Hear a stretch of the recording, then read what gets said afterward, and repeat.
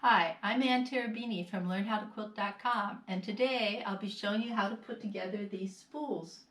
You can use scraps or buy new fabric or set up a fabric exchange.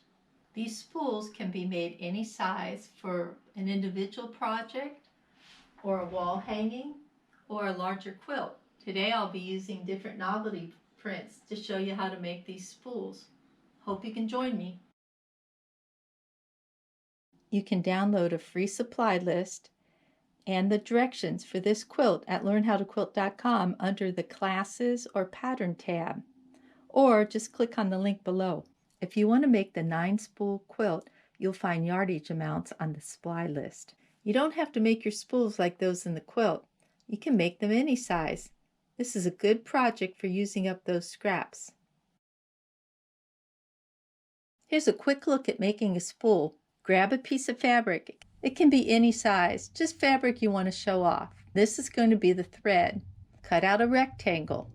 Cut 2 strips of background fabric the same length as your spool.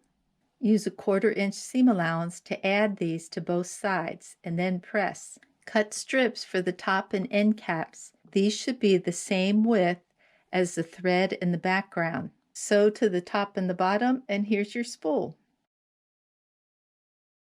Want to include more fabrics in your spool? Decide on a width and then cut strips that wide. Start sewing these together until you reach a size that you're happy with.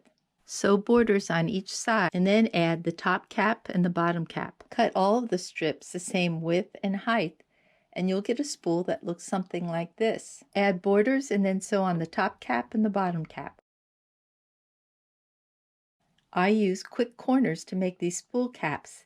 Cut a strip the width of your thread and background, and then cut 2 small squares a little over half of the length of your cap.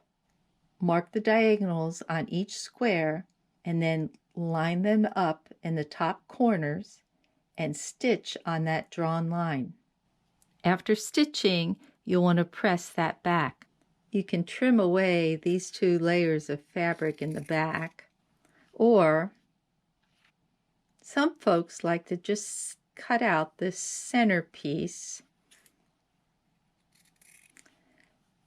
and leave the back, especially if your corners don't match up to that back rectangle. You can see I'm a little off here, so I'll leave that back piece in. Add one to the bottom and then add another one to the top. If you want to get a little crazy with your spools, you can add strips at angles. Just make sure you have one straight edge to use as a guide for your sewing. I think I'll make my spool this size, and to make it easier for me to trim, I'm going to turn it like this. And let's see, I'll start with this big piece right here, and I'm going to put this piece, let's see, I wanted to go like this. And so here's my straight edge. I'm going to put right sides together. I'm going to take this over to the sewing machine and stitch. I sewed along that straight edge, and now I'm going to trim it. So let's see.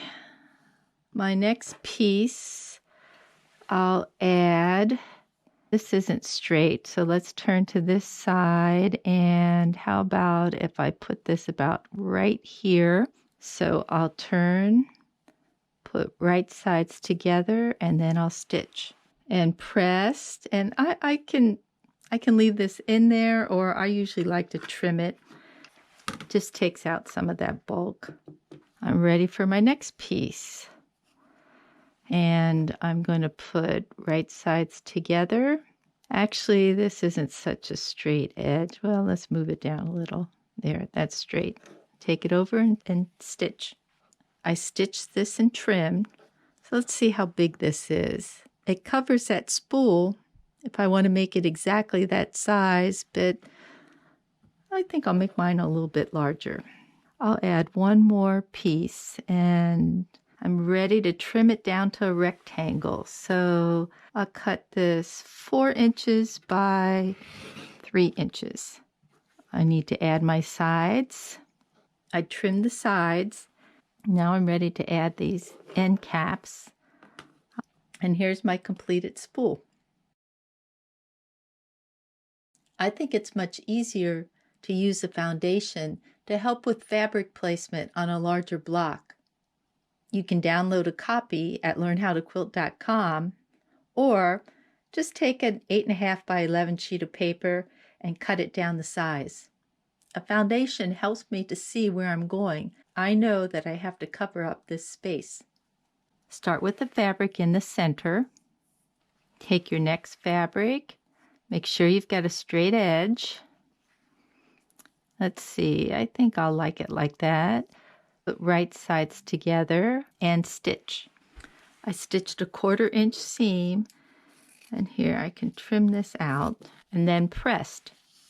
So I take my next piece. If I put it on an angle like this, I won't be able to cover this spot. I'll need another piece.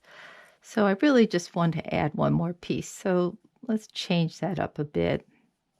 Maybe like this. And I'll put right sides together and stitch. After stitching, I trimmed and pressed. You can see I just barely made it here. I think I'll be okay, but this is going to be pretty close. I forgot about my seam allowance when I added this here, so try to remember to give yourself a little extra room because of the seam allowance. So let's see, let's take this piece and I'll add this right here. Put right sides together and stitch. This last piece will go right here. Put right sides together. When the foundation's covered, turn it over and trim the excess. And here's my block. Try adding trims or leftover selvages for a more scrappy look. Before stitching these selvages down and adding the sides and the top, I'll remove this paper.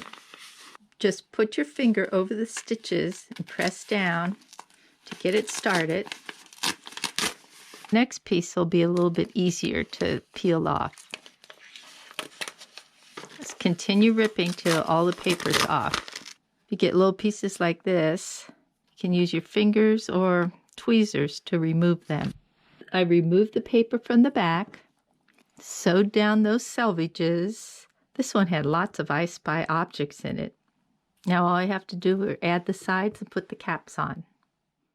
Hope you have fun with this project. If you're worried about all the different fabrics you have to buy for the spools, stay tuned for our next video where you'll learn how to set up a fabric exchange with friends. You'll also get a quick look at how to put together this 9-spool quilt, along with other ideas for using your spools. Thanks for visiting learnhowtoquilt.com. Please like, subscribe, and share this video with your friends. Thanks.